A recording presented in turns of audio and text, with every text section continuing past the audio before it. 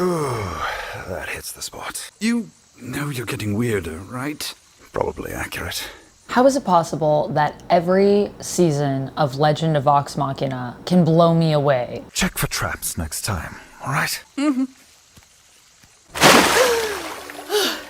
thought he'd never leave. I keep waiting for there to be a season that just doesn't hit me like hard, but every season just hits so hard. How can it be that when we resolve a conflict as big as the one as we built, I can't wait for the next season still? What is this show? What is Dungeons and Dragons? What is it really?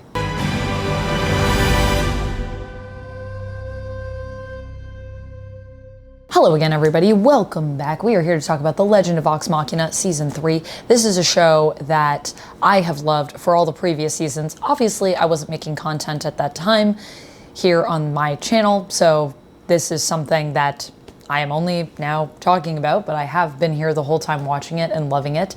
For those that don't know as well, a little bit of backstory on me.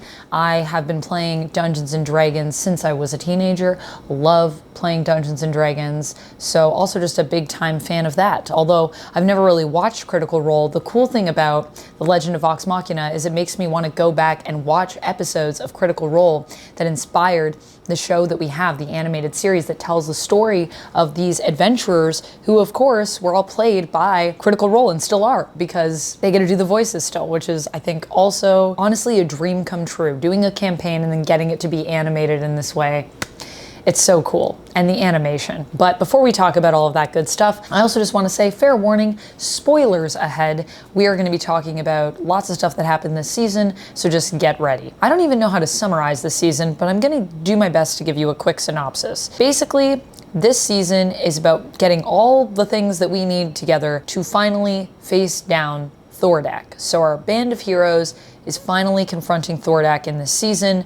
They're calling not just on resources that they need, vestments that they need, but they're also calling on their friends to rally around them, their allies, even sometimes their enemies, to face this threat. Also a lot of interpersonal stuff happening, a lot of romances that have been built up for the past few seasons finally coming to fruition. Very exciting stuff, very gratifying as someone who's been waiting for a while for that to finally be happening. So that's basically what we have going on this season. Before we jump into my thoughts on the season, let me just give you a little what's happening with where I'm at. So I am currently at a friend's place right now in Ottawa, so that is why I'm not at my normal desk, my normal setup. I'm just actually by a window looking out at all of the beautiful trees in Ottawa that are changing color, that line the streets, dot the streets around all these apartments, buildings, homes. It's really lovely. So yes, that's where I am, and that's why it's different. If you are a member on the channel, I am going to be doing probably a members only vlog for those of you that are part of the Golden Fang Gang tier, to kind of show you a little bit about my trip and just visiting my friends and what I've been up to. But let's get back to Vox Machina, because that's what we came for. So with this season, I just feel like there are so many elements I could talk about and praise. Where do I even begin?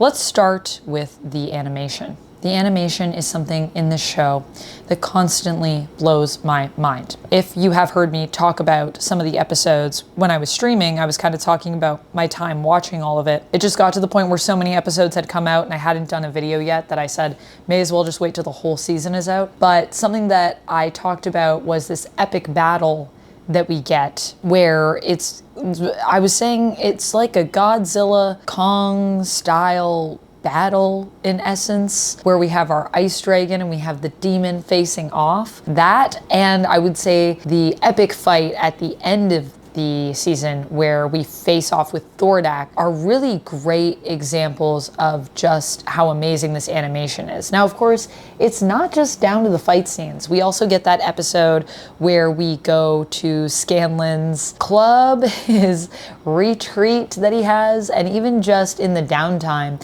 there are little moments that I really loved in the animation. I loved his little wait staff that he has. I felt that was all really fun. The animation throughout the whole show, honestly, is pretty flawless, and That is something I really love here, but the voice acting is also amazing throughout the show. And we have some names, man, some names that are also coming on this show. We have Indira Varma as Lady Allura. Like, dang, when we got to that and I was like, wait a minute, I was like, these are some crazy, amazing voices. I even love, it's not just the voice acting, it's not just the animation, it's not just the music here, it's the pacing, the story, the way everything plays out. I loved all of this. I also love that we got a lot of focus on Pike in this season. I just think Pike is a character that it's really nice to see sort of a spotlight shone on her, and I think she's a character that doesn't often get as many badass moments, but this season was like full of really amazing moments for her, so that was really fun. But the pacing in the show is also just, like I said, it's really flawless. So something that I do not usually love with shows is when they release a batch of episodes at the beginning. Now, I understand why a lot of people do that. They do that because they want to get their viewing numbers up. So the more time that you're watching, the more episodes they release, the more time you're going to watch, the better it makes the launch of that show look. It makes it look stronger. However, sometimes I feel this is done in a way that just doesn't really speak to what we need as viewers. Rings of Power, for example, like, it's just dense. I really like that show, but when they release like multiple episodes at once, I'm like, it's going to be a lot for me to get through, because that's a show that I sometimes need to actually pause and take breaks from just to process what's going on and what's happening, and just because there is so much. Now, with The Legend of Vox Machina, though, I feel like they actually released a good amount of episodes to start, where it was, you know, a few episodes, but it was building up to this idea of them going to hell. Now, I thought that hell was going to be basically the whole season based on the trailer, but I love that it wasn't, that it was kind of just a little adventure in hell. They came back out, and then we kind of continued onward. I loved that there was stuff later in the season that I wasn't expecting. I wasn't really expecting everyone to like come together as much romantically here. I wasn't expecting us to literally take the fight to Thordak, and then it left me wondering, I guess, like, is that the end?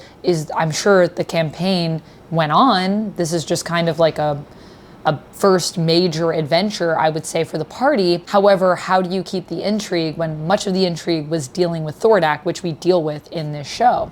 And I think something that they did really well is that while they dealt with that threat, you feel like you get a nice, complete story. And this is something I love about The Legend of Vox Machina in general in terms of pacing, is that each season really feels complete when you finish it, but there's always something that's coming next that draws you back in. I think my favorite episode this season would have to be episode 7, which is obviously the death of Percy. I was just shocked that happened.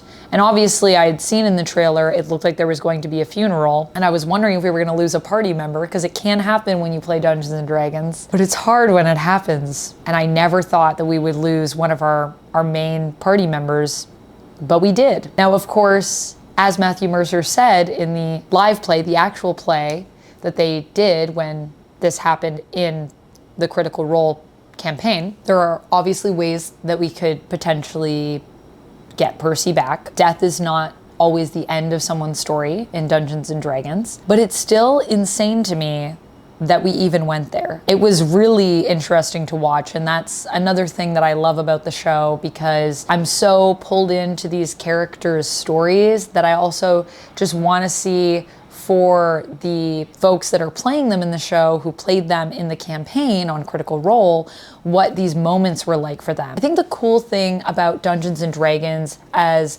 a storytelling system is that, and just RPGs in general, tabletop RPGs in general, is that because there's a lot of interaction and reaction that you get at the table, you can really build a story that feels organic and that has these really honest, really real moments between the characters' interactions and how the story moves and advances, because it's all something that we're putting into together, and we're all really reading each other to see how did this go, how did this land, and then responding. Whether that be in combat, whether that be in a conversation, whether that be even as a dungeon master or as a GM, a game master, does at a table where they set something up and then they watch other players interact with it and sometimes, often, adjust as they go.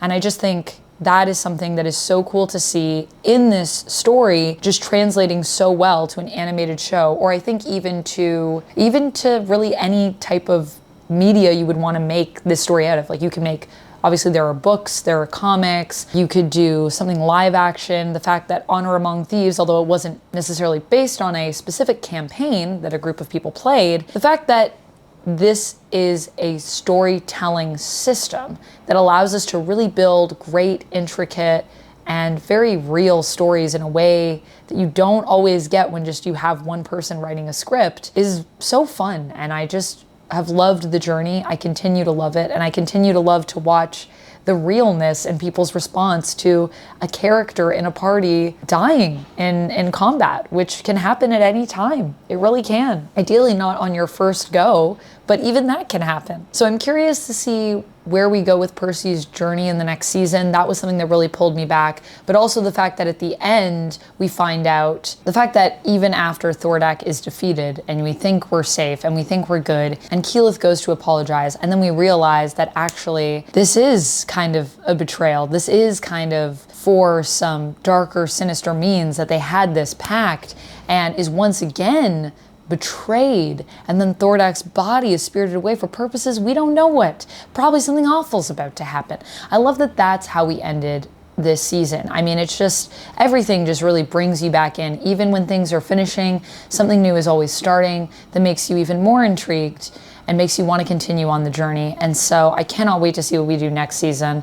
And I'm also hoping that, you know, we get more resolution for Scanlan, who has had a really rough season, but I love that we're getting into some of the more serious stuff. I love that Scanlan is more than just this comedic character. Like, there's that element to him, but there's really a longing there for connection that I feel Scanlan is struggling with, and that I really hope he gets. I really hope he does get a connect with his daughter, and we get to see something positive come of this. So can't wait to see where we go with the characters. Can't wait to see where we go with the story. And I'm really glad that I watched season 3. It was pretty perfect. It was pretty perfect, I gotta say. I think overall, I would give season 3 a 4 out of 5. I felt like there were some parts in the middle that were a little slower, but overall, I really like the overall pacing of the show. I really like what they did with the characters. And like I said, they roped me in for the next season. I can't wait to see where we go. However, I don't know if it was quite as strong. I still think the first season has been the strongest one, but I love that at no point have they dropped the bar. The bar has really been carried on forward. It's just nothing beats how exciting I think that first season was and how it ended. So that's what I got for you for this one. Let me know what you think of Legend of Vox Machina Season 3 down in the comments below. Let me know what you think of Legend of Vox Machina in general. Do you play Dungeons & Dragons? Do you play other tabletop RPGs? Let me know. I'd love to discuss. I'll see you down in the comments, and until next time, friends, as always, stay nerdy. Bye!